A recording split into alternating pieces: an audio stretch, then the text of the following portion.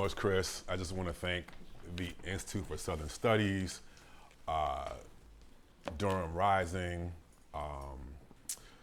Duke Respect Durham campaign, the church for hosting us, and you all for being here. It really is a pleasure and honor to continue coming back to Durham. This is becoming a home away from home of sorts in certain ways.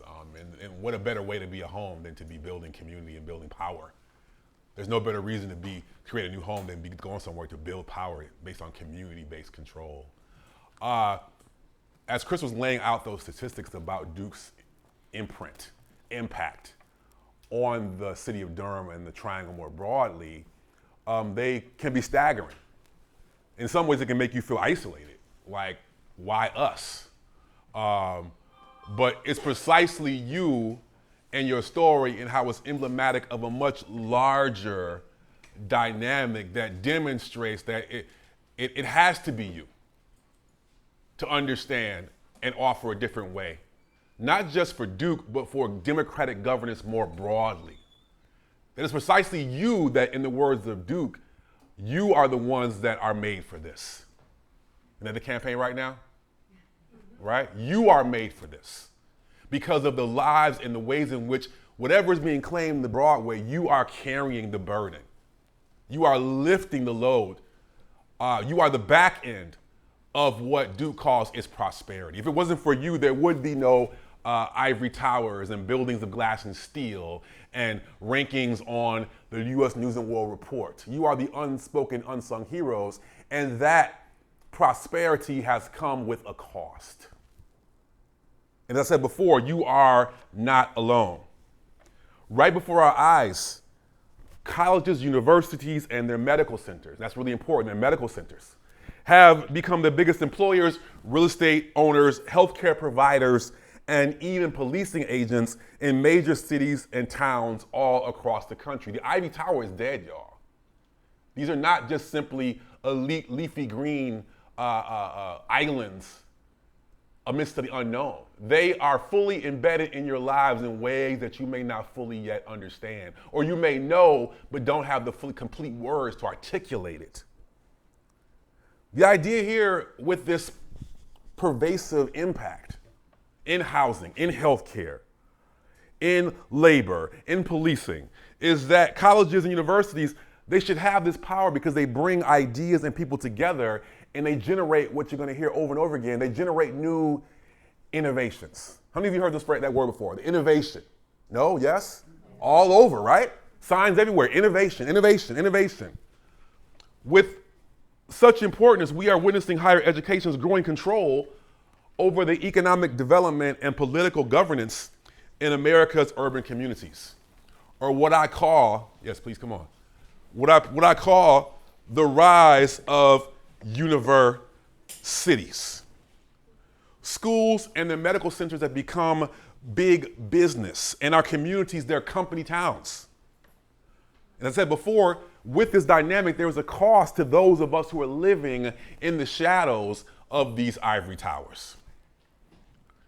Campus expansions can raise housing costs and displace residents in the neighborhoods, many times historically of color or working class neighborhoods that largely once or continue to surround campuses.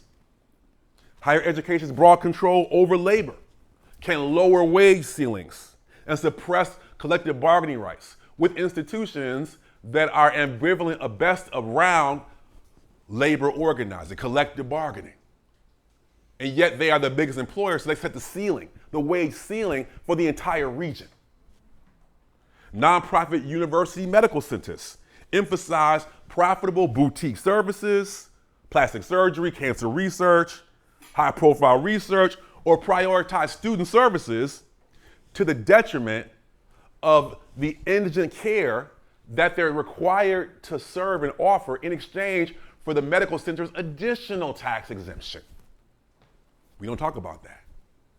And finally, campus police forces. In this case, a private police force has jurisdiction over the public with very little oversight, with the goal of hoarding and protecting all the wealth that is concentrated on these campuses that I just mentioned in terms of the management of labor and the concentration of research and the real estate portfolio and the labor that gets seeded on these grounds. So even if your school, you might say, well, we have this, but we don't have that. We have the labor, we don't have the policing. But you have all that, let's be clear. All that's here. But even if a school doesn't hold all this power, what we are witnessing across the country and increasingly the globe, which I'm starting to venture out into pursuing now, is greater swaths of our communities being turned into some version of a campus. Now, what does that mean? How did we get here? In the 1980s and 90s, when I was dating myself now, I was on the way to graduate school, we saw the decline of the world. My mother worked in a factory, a real factory, right? We saw the movement of factories to the global south. So all of our clothing is made with something from somewhere. Probably not here, maybe Vietnam, China, Mexico, etc. Well, when I was growing up, there were actually factories in this country that made stuff. But we saw the decline and the movement of those factories elsewhere. What replaced them as the industry? The rise of what we call the knowledge communities, the knowledge economy. So bioscience, medical services, health sciences, software design, military industrial weaponry. These became the dominant industries in the global north. Where was that work done? The R&D for that work. Where was it done? You can join. This is a conversation. Universities, right? So when we call the university the new, or Durham the new company town, we don't say that just to be provocative. We mean that in a strict structural, political, economic, analytic lens. They govern, these institutions run these towns from an economic perspective based on the dominant industries that run our town. They said the spires, this was in the literature in the 70s by city boosters. The spires of the campus have become the new smokestacks of our cities. This is not me saying this. This is those who were celebrating this transformation in the 70s. Are you getting what I'm saying? People come on in, it's fine, please, join us, all good. Yeah, this is a conversation. Are you with me? Okay, y'all very polite for Southerners. Y'all, and we in a church too? Y'all very like, this is not rousing material? So, in this knowledge economy, it's academic research and development that's being used to create profitable commercial goods or patents in pharmaceuticals industries, in software production, in health services, in military weaponry. A key point of this is that in the 1980s, there was this thing called the Bayh-Dole Act. Uh-oh, we lost our slide. Okay, good, okay. This thing called the Bayh-Dole Act. I can't move, there's filming. I like to move, I can't move, sorry. Okay, I gotta stay, bounded. There's this thing called the Bayh-Dole Act. So just think about it for a minute. About 90% of research and development that happens at a university comes from federal dollars. The idea before that was like, hey, since it comes from federal dollars, you can't turn that into private intellectual property. You can't own it because it's created by people money. Well, in 1980, universities got together, lobbied the federal government to create this thing called the Bayh-Dole Act. It said, yes, we know that all of our money from R&D comes from you, the people. But still, can we take it and turn it into private IP? The federal government said yes. Yikes, right? And so with this, you saw the explosion on campus of what we call technology transfer units. What do? They bring together academic researchers and graduate students to procure grants, to then bundle that research and then convert it into IP and then sell it on the market and comes back to the university in the form of royalties off of federal money. And then on top of that, the workshops where it's done happens to be on campuses. And if you can make the claim that the work's being done is for educational purposes, that property is what? Tax exempt. Tax exempt. So if you are a third-party industry, Google, Bombardier, Pfizer, GM, putting your R&D on a campus is a gold mine. But that prosperity doesn't just come from nowhere. You're extracting wages from the graduate students, who, if they were working directly for an employer, would get more money when they created a new discovery. But because they're students, they're considered apprentices. So they get the same stipend no matter what they do, right? And then on top of that, the work is being done on a campus building. So if you're an industry, you're reducing your overhead. So imagine if you are a pharmaceutical company tied to Duke in Durham, and you're one that's not. Who's gonna make more money? The one that doesn't have to pay overhead costs. The one that has suppressed wages in grad students. You see what I'm saying? So the prosperity on these campuses is being generated by extracting public dollars coming and going. The federal research money, the suppressed wages of the graduate students, and the property taxes that would normally go to things like public schools. Are you with me? So how do you consolidate all this great work? You create in the 80s what they created in the 90s, and I moved to New York in 95. At the very same moment this was happening, what do you create? You build these things, you build out what you call, in polite terms, the university experience, right? These cathedrals of live, work, play, these massive apartment complexes, because the very same neighborhoods, downtown Durham, where people are being told, don't go, you want people to come and do what? Work in these laboratories, these new age factories, and you want them to bring their families. So you create lifestyle spaces of lazy rivers and pools and matcha places and Lululemon and yoga labs, hot yoga labs, and fully wired built infrastructure, all the things that would bring in researchers and their families to come do the work.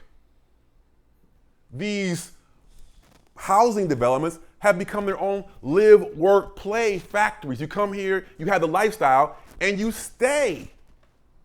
Now there are whole companies. This company called Wexford, which I've been following all over the country. They are a development company that only builds out developments tied to the university because they can sell the reduced taxation, right? They call these things knowledge communities because they can benefit from the reduced cost being tied to a university. Next slide. The research triangle is a perfect example of this formation. These explicit recruitment of third-party investors here to partner with the range of universities down here to build out housing, to build out the sprawling highway structure, to revamp downtown Durham, all at the behest of researchers and their families. And then on the lower end, the unspoken Ivory Tower labor force, the legacy residents that do the work of cooking the food, cleaning the floors, tending to the grounds, working in the hospitals, but can't what? Can no longer afford to live where they work. These are the dynamics that we're talking about that are hidden under the cover of, hey, it's just a school, right? So when you these schools like Duke, they brag about their economic impact. We produce this many jobs, this kind of GDP, we bring these businesses. But then you say, okay, so let's scrutinize you based on being an industry. Let's give you a mandate on citizen and worker responsibilities based on being in industry, then what do they quickly say? Oh, wait, no, we're just a school. We're just a school. So this head fake has got to be engaged, has got to be addressed. And there's nobody better to do that than the people who experience it the most, you. We are made for this. Right? We are made for this. So with this in mind, just the next slide, I just want to show you. So in 2016, this historically black community in New Jersey, Witherspoon Jackson, they were dealing with the fact that their property, there's a lot of homeowners. Like you can see, this is their neighborhood right here. A lot of homeowners. They're, like young people, you don't understand property taxes, but you will one day, possibly, hopefully, maybe not. Maybe not, maybe not. But their property taxes were going up, yet their infrastructure was crumbling. They didn't understand why. Wait, how can my projects go up and yet my infrastructure is shit? Excuse me, right? What's missing? They realized they were sitting next to Princeton University laboratories and buildings. And what was going on in those buildings? In those buildings was research being produced by the multi-billion-dollar pharmaceutical company Eli Lilly. So these were mostly senior citizens, black senior citizens. They had the time for it. They were built for this. Yeah. They did the research and found out that there's a direct correlation between the fact their property taxes are going up, there's no infrastructure being created or improved, and millions of dollars is being seeded on these Princeton buildings because Eli Lilly is producing multi-billion-dollar research that is under a tax shelter. And that prosperity isn't coming from nowhere. It's coming from the taxes that Princeton's not paying, and Eli Lilly strategically is placing their labs there to avoid the taxes. What would happen if we did a forensic accounting of the third-party developers that sit on Duke properties precisely for this reason, knowing that they're sidestepping investing in Durham?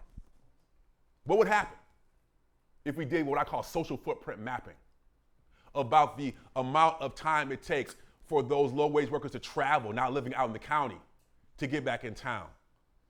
If we did some social footprint mapping about the rising cost of housing for workers, for teachers, for construction workers, for nurses' assistants, for groundskeepers that try to struggle to stay in the orbit of Durham?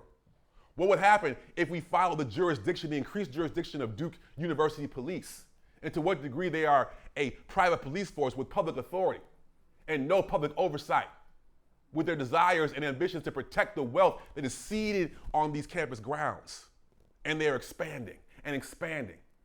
What if we did a forensic accounting of the degree to which the health care that's being provided primarily by Duke hospitals is being offered to residents at a market rate with standard deductibles, yet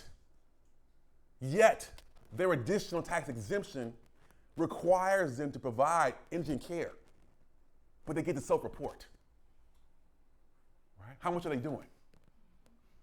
How are residents of this town paying baseline premiums, yet they live in the midst of one of the biggest hospital systems in the world that receives tax exemptions under the conditions that they provide low-wage, low-cost healthcare to your community, and don't do it? Are you getting what I'm saying? These are the conditions under which we're all living. So when it's time to make change, you are built for this. Can we go forward a couple slides? I'm gonna tell you when to stop. One more, keep going, keep going, keep going. We wanna get through with this. Here we are. So the book In the Shadow of the Ivory Tower came out in the middle of the pandemic when people said you could not organize. And the mighty members of New Haven Rising, a massive coalition in New Haven, Connecticut, fighting the struggle for equitable conditions in relationship to their biggest employer, landholder, healthcare provider, and policing agent in New Haven, which happens to be Yale University. They saw that their realities aligned with my analysis. And we created a powerful ground game. In the middle of the pandemic, when people were not outside, they went outside. They bombed the Zoom budget meeting of the city. They did a 600-car drive through downtown and just happened to stop at rush hour, right? To bring attention to the idea of Yale respect New Haven. Next slide, please. So,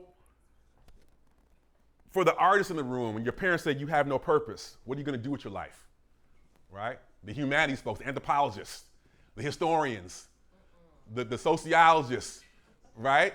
They say, what you going to do with your life? You can do things like this. So we had all this critical analysis and op-eds and all these things, but there was nothing more powerful to demonstrate the disparity between Yale and New Haven than artists getting together on the street and doing public art. That red line represents Yale's contribution to the city of New Haven, which was $14 million, the biggest in the country, by the way. But that long blue line that goes all the way down the end of the block, that was Yale's, at the time, $40 billion endowment. That changed the game for galvanizing public support for a campaign that supported pilots, payments in lieu of taxes. Because no nonprofit is required to pay taxes based on every individual state in the union. They don't have to come to the table. But we got them to the table because we were built for this, right? We demonstrated the connective tissues. We had young people at the rallies that had DJs and food and face painting and partying and line dancing and teach-ins.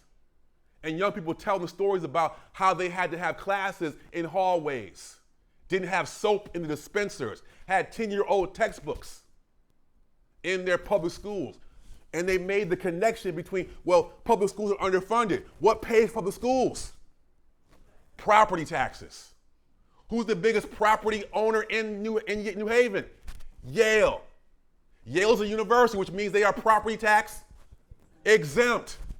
Connecting the dots, building vision, doing political education, data vision for you scholars, data visualization,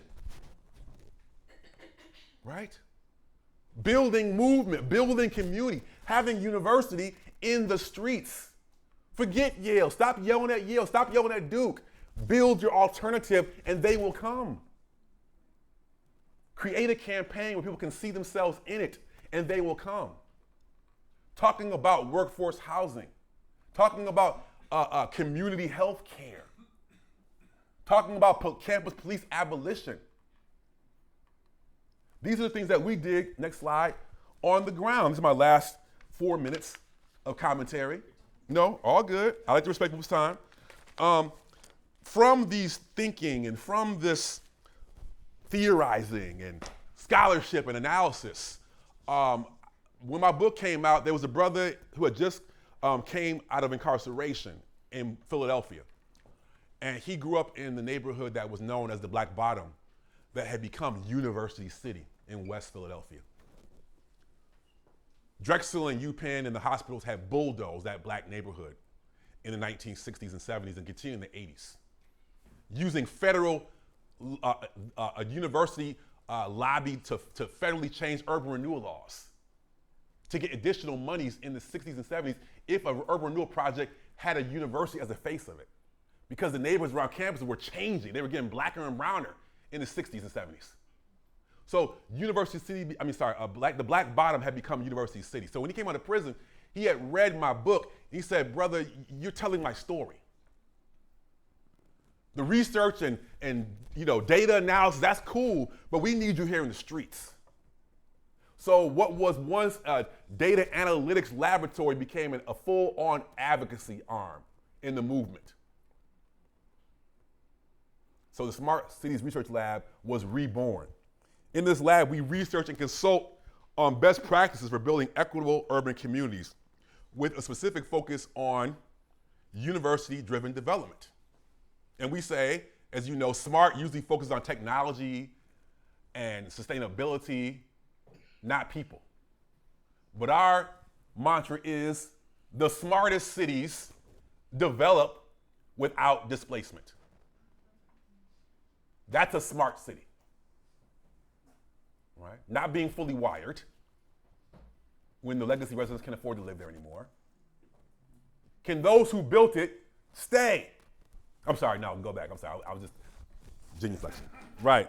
So one of the first campaigns that we built out was New Haven Rising in that project. And then from that, for many, the answer became, they saw we did so ultimately with New Haven Rising, after a 4-year campaign, they finally brought them to the table, and they agreed to contribute $52 million into the city budget over 6 years.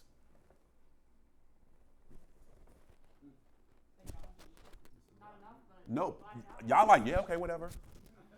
Wouldn't you want $50 million? yeah.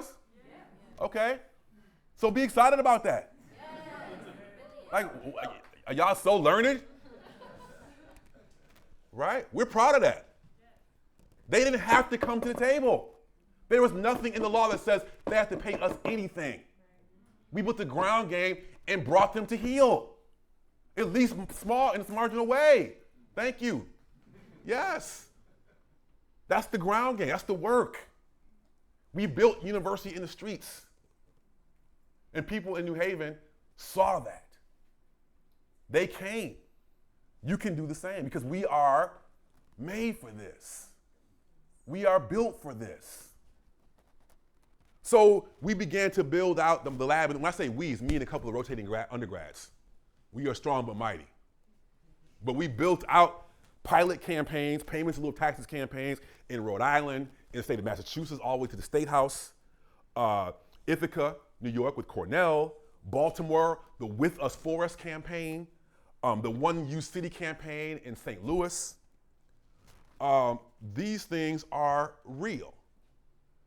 We're talking with people about taxing endowments, or at least contributing endowment, a portion of the endowments. If you don't know, endowments are required in order, they have their own additional tax exemption. But they have to spend 5% annually to receive that tax exemption. We said, okay, spend an additional 1 to 3% of your endowment on community benefits projects. That is small to you. That's transformational to Durham. Like, what's 1%? What's it? 1.9 billion is the Duke endowment right now? 12 billion. So like 1%. Yeah, we take that, right? Yeah, that's not bad. So we've been in talks with different people about the various ways you can put out. We can speak more about in the Q&A, the different strategies that we can talk about with endowments or pilots.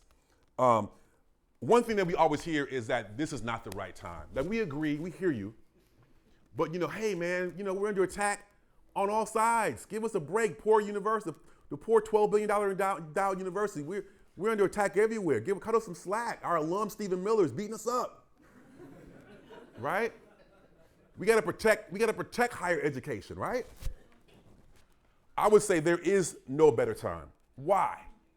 Because, and I'll tell you this, the very solutions that I offer, and we can talk about them and get into the weeds of it in a minute, the very solutions I talk about in terms of reparations campaigns, taxing the endowment, community benefits agreements, evaluating the accreditation of universities. We work with the Social Mission Alliance. The first time I came down here to talk to Nate and others was I was at the National Conference of the Social Mission Alliance, which is an organization of medical professionals and educators. And they had an advocacy board, which I'm now on. And we wanted to figure out how do we tackle that medical center tax exemption in exchange for care that they don't provide. We realized medical centers are obsessed with rankings, right? Obsessed with rankings.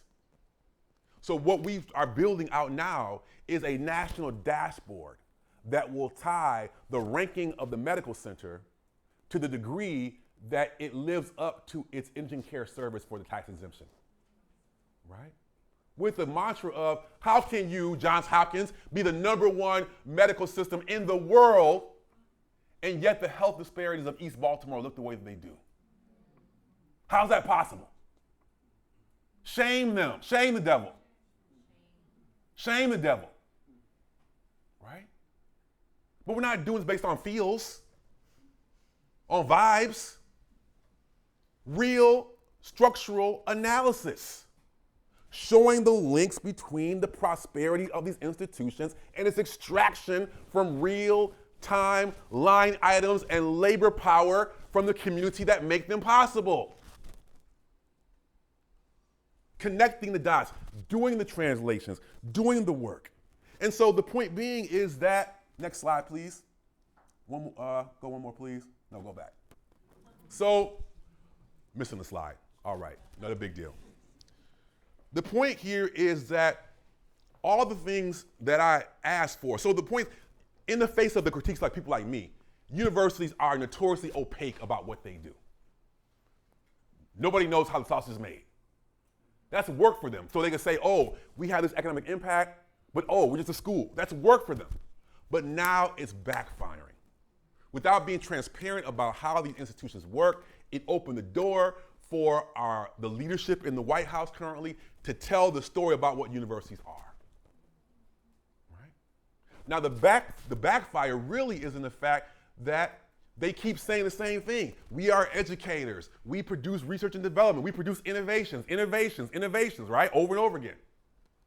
Every building they create is branded Innovation Center, something innovation. Are we familiar with this? Yeah. Right? No one knows what that really means. Right? But in this context, in this establishment, nobody knows, so the public doesn't know what we do based on the classrooms and the laboratories. But they do know I'm saying we, meaning me, I work at a university, I claim it. They know who we are based on the low wages we pay their aunties and uncles. They know us based on the accelerating housing costs when their flags are posted in our neighborhoods. They know us based on the health care that they give us that's not quality and it costs too much. They know us by the frontline police forces with the Duke badge on it before they do a turkey giveaway or a tutoring program. That's how they know us. So when the president came calling and said attack universities, the public said what? Yes. Yes. This is how we know them. So the benefit that the university has in order to win, in order to protect themselves, is not to be Columbia University, not to be Duke University. It's to lean into community engagement and different kinds of innovation based on real investment in community care, so that when the leadership of the country comes calling, people are like, no, I don't believe that. That's not been my experience. My experience has been affordable health care, has been living wages, has been low income housing. That's been my experience with the university, leaning into community investment and innovation. But they're afraid to do that. They're trying to hold on to the common line. It's not about defending higher education. It's about advancing it beyond whatever it's hoped it could be, making the current model obsolete. And these are the models. Right? We could talk more about the details, but the point here is that the quaint notion of the Ivory Tower is dead. I'll say it again. The quaint notion of the Ivory Tower is dead. Higher education sits at the center of our political economy. Not just an educational calculus. It's schools that are setting our housing costs and land use practices. It's schools that are setting the wage ceiling for entire regions. It's schools that are creating our policing priorities. And it's schools that are creating the healthcare standards for whole cities, whole regions, whole states. So when we think about higher education, we think about what is our stake, what is our cost. No longer is higher education simply a training ground for the so-called real world out there. The real world is already here. Higher education is now a staging ground for the complete and total transformation of our shared democratic futures. And there's nobody here more equipped to be built for this struggle. Thank you.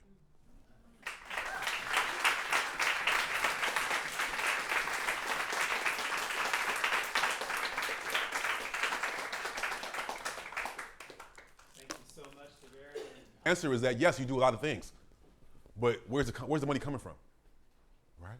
So we are creating these phantom balance sheets about economic impact from the university, and the major line item that's being left out is your tax exemption. So ultimately what's happening is that the very benefits you're receiving from the university, you're paying for them. You're paying for them. So while we can say, yes, you're doing great things, this is the people's money. So when they talk about all the things that they're doing and how they're almost paying the same amount that they would be paying if they were paying taxes, it's not a question of just money, it's a question of governance. This is a feudal system that is distributed at the behest of the institution. They give you what they want to give you, how they want to give it to you, where they want to give it to you. This is your money. Governance means that we have a say over the distribution of our money in a democratic process. This is not a fiefdom, right? This is not what's the big camp, no more kings?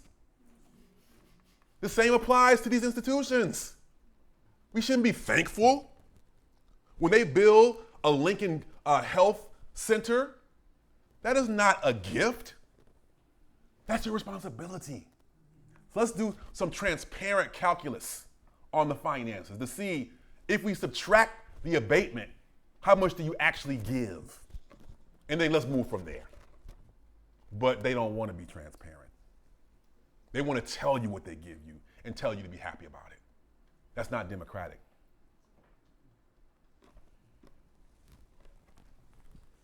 Questions?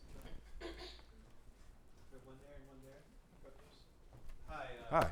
Yes. Yes. Yeah, my name is Mosi. Thank you for the remarks. Yeah. Any of your other campaigns on the healthcare Yeah. transparency piece. Yeah. Have you been able to kind of get into the numbers of, how much you would expect them to pay in energy care and how much they're actually paying, and how are you able to do that? Yeah. It's a very new campaign. It's more so just about trying to create some kind of transparency, and just some. It's sometimes it's not even about getting the numbers to make them pay line for line. It's about them just getting them stable and using the leverage of the exposure to do anything. Currently, right now, for example, at Johns Hopkins a few years ago and Yale New Haven Health, most of the people that were receiving the health care from those two hospital centers were employees of those places, working in food services, house cleaning, house care, whatever. And they were being sold market rate health care. So then when they couldn't afford it, the university was pursuing liens on their homes and was garnishing their wages because they also worked there. So for us, yes, we would like to get to the numbers, but at the base level, it's just about getting to the table, do your job. Provide some care that you are required to provide based on the tax exemption that you're receiving. That baseline is not even happening. So we would like to get to numbers, but we're just right now just saying, do the work, offer the services that you are required to offer by law. But again, hiding behind the status of being a school, hiding behind the idea that by nature of being an academic medical center, that their very presence is in itself a public good. And we have to battle that. Public good for who and on what terms? That's critical. But we do want to get into the numbers. Question back there. Thank you for the talk. You mentioned how the Trump administration is attacking different universities. Yeah. They have different reasons they say they do that for. Mm-hmm. And maybe there are different reasons than the reasons for these campaigns that Yeah. we're doing. Mm-hmm. But would you say there are grounds for collaboration with the Trump administration Mm. for this common aim? Yeah.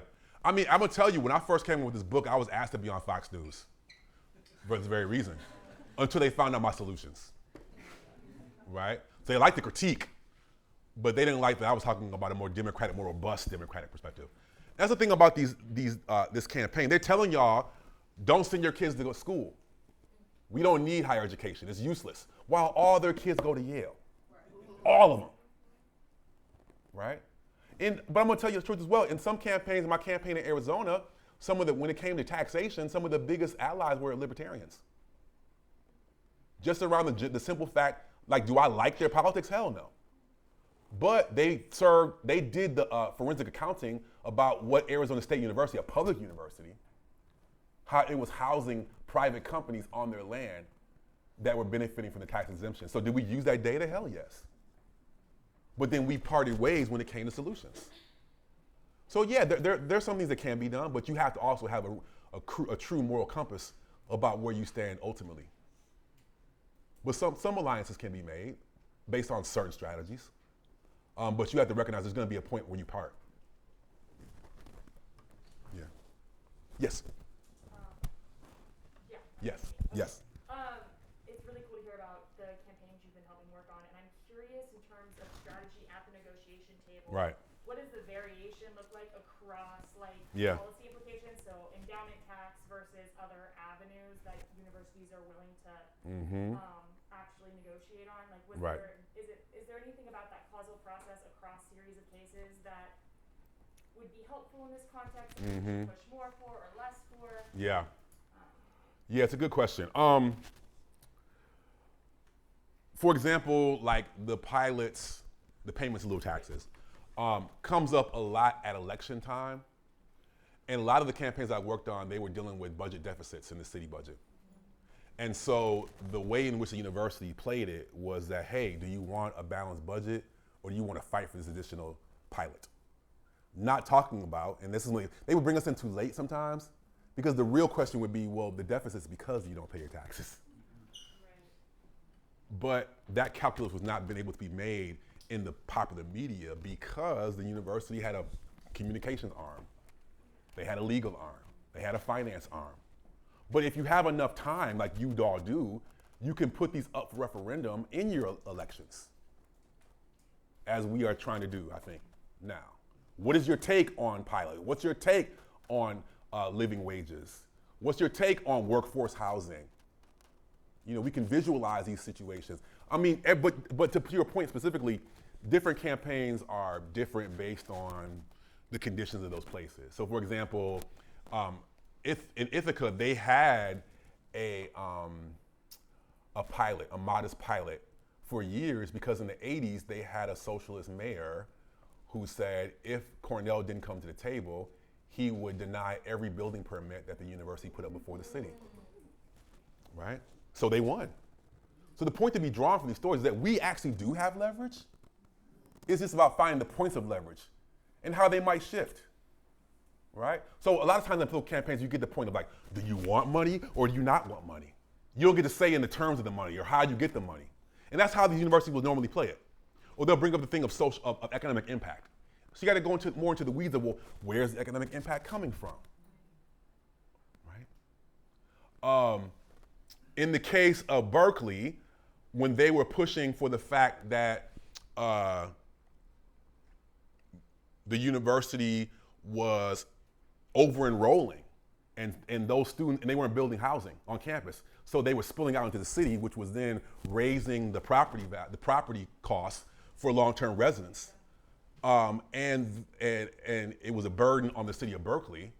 The university was like, we are investing in educating America. Are you against educating America? Right?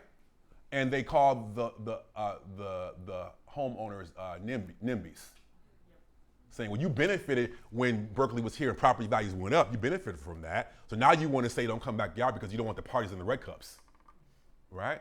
So you got to be aware that these presidents and administration, they all go to the same meetings and they swap and share stories and media campaigns and packaging. We know a lot of this stuff.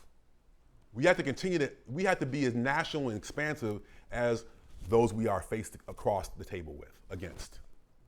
So these are the things just a couple of things to think about. Yeah. And we can talk more after, if we get some more questions and we come back around.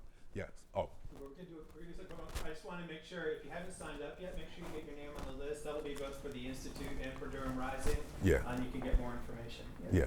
Yeah. Yes.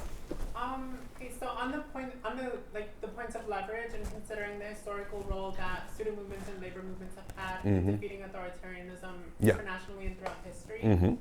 And also, I'm not sure that much about the history of student movements in coordination with New Haven or Ithaca and how much of a role they played in the campaign. Right.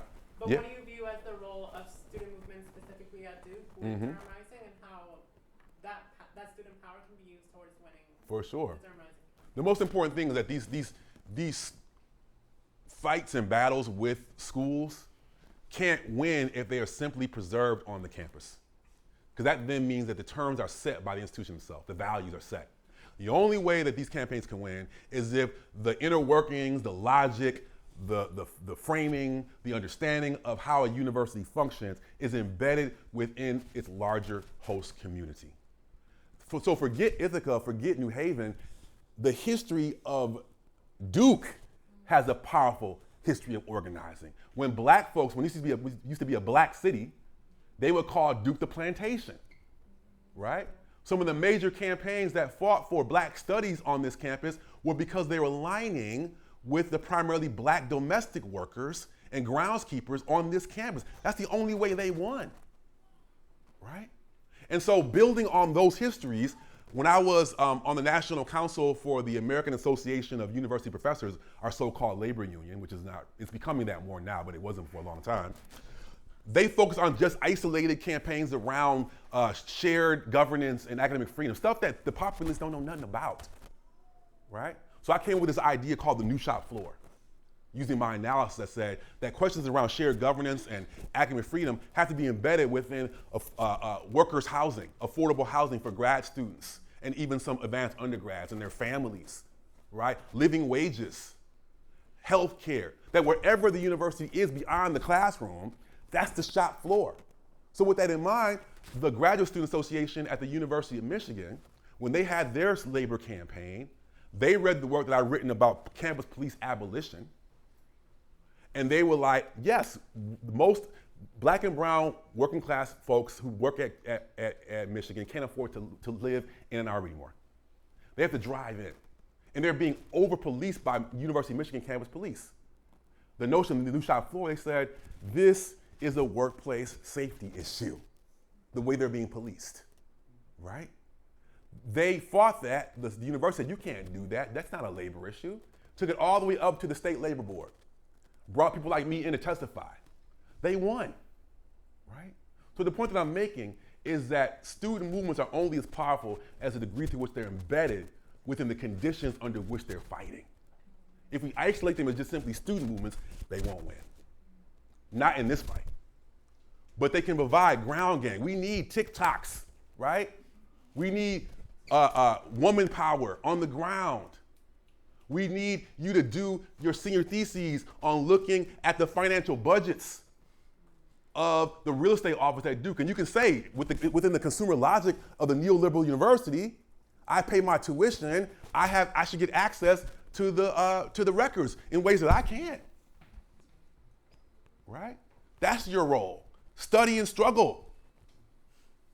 Right? Taking your strengths and turning them into service to broader movements. When you become alumni, being another leverage point to say, not in my name.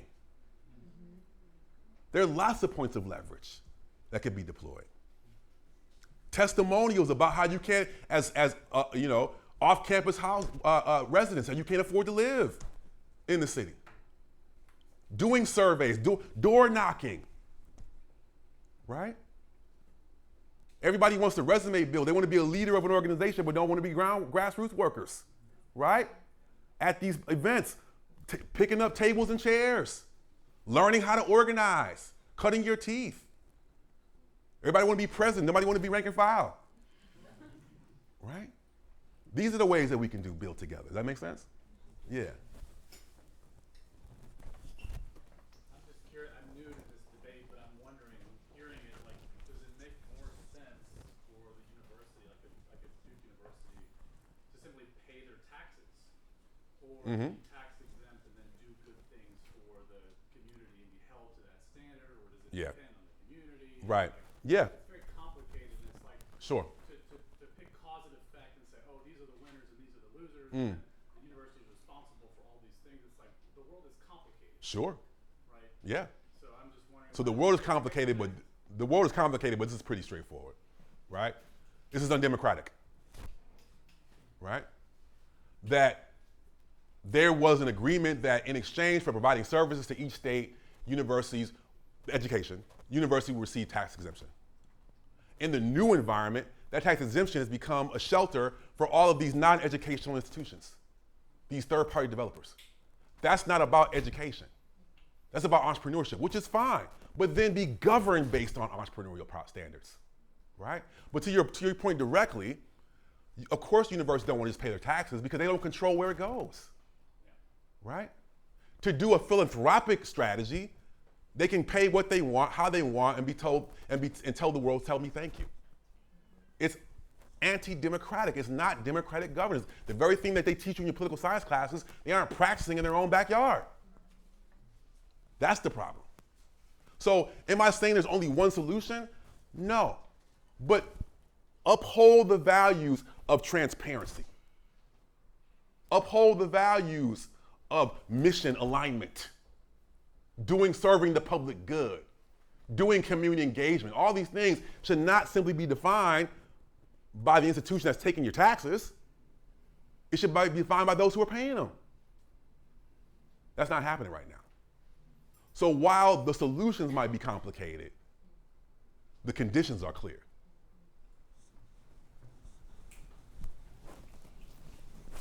Yes?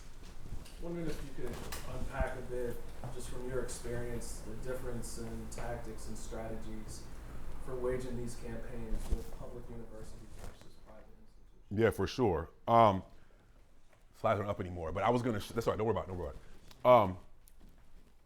Yeah, a lot of times the argument is like, well, we are a private university, we can do what we want. Public universities are more beholden to the public. People don't talk about enough about both public and private universities come into existence because of a state charter. Duke exists because of a state charter that is beholden, given to them on the unspoken grounds, or the spoken but never articulated grounds, that this institution will serve the state. But what are they doing? In order to move up in world rankings and world report, they want a national reach. Until recently, an international reach. They don't want students from Durham. That lowers their rankings. But their exemption and their very existence comes from serving the state. That's a leverage point that we try to capitalize on. We thought we threatened to revoke the state charter in Rhode Island, and Brown and RISD scrambled to pay a pilot. Right? Was the pilot great? No. They put exemptions in there. You'll get a kick out of this. They put exemption in there if Brown produced jobs on their newly built campuses, which basically allowed them to do the development with private developers they've been doing anyway, to get an additional tax exemption for that work, right? So the devil is in the details, but we got them to the table with the threat, just the threat of revoking the state charter, right? That's one strategy. We got a long way in Berkeley because there is a state law in Berkeley that's called kind of like an environmental policy that says if a nonprofit has an adverse environmental impact on the community, you can threaten taxation. And the argument was made that by not paying taxes and by not building housing and by going against, because every state university in California has to have a set enrollment number, and by continuing to go above it, you're producing an adverse effect on the environment in Berkeley. So we were winning that campaign. But what happened? The mayor of Berkeley had higher ambitions. So he got in the back room with the university president and brokered a deal. Now we can say, oh, we lose. But for me, it shows how powerful we were and how it required, that these backdoor deals demonstrate the power that we had and the possibilities going forward. For example, here, the fact that you're a president, that you're a neoliberal president and mayor of Duke and the city were sitting up there patting each other's backs, making fun of this campaign when it wasn't even what it is today, says that you have power. The fact that you have this march yesterday and they're putting together these little paltry little signs you can't even read on the pathway says that you have power. Yes, wins are important, but we can also win and build from the strategies. We can also win from the losses because we can say, what did it take for us to lose? Right? How big of a threat were we that they had to marshal all this power to beat us? We can build and grow from these things. These are powerful lessons. Am I saying that's what I want to do? Am I saying I don't want to win? No, I'm not saying that. But I'm saying in the couple of stories I've just given you, there weren't necessarily strong wins. But we can take these lessons and build them out with you. Right? We know some leverage points. The building permits, the environmental protection policy, the state charter, the endowment. I'm going to tell you one quickly. All the things that Trump is threatening to higher education, the reparations, the taxation, the endowments, these are all things I recommended in my book before he made the statement. He got those from people like me. I'm not even trying to be like an asshole about it or arrogant about it, right? He got them directly, and that's what they do. They use civil rights language against us. They use solutions that we built against us. But when I brought these solutions to higher education, they said, no, you're an enemy of the sector, right? They could have got out in front of it and won and created a bulkhead against this attack. We could have preempted this attack, but instead they wanted to hold on to the status quo. So we have solutions. We have power. We have to believe that. We have to wrap up our time. Sorry. Thank you to our gracious hosts here. Yeah, thank you.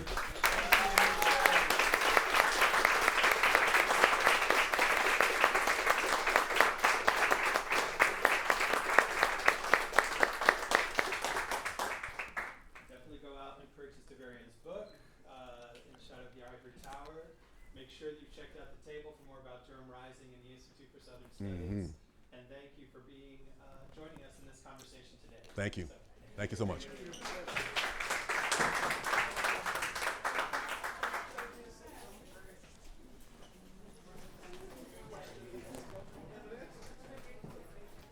Hey, how you doing? Good. I'm with one of the county commissioners. Oh yeah, how you doing? I have a question for you. Sure. Hold on.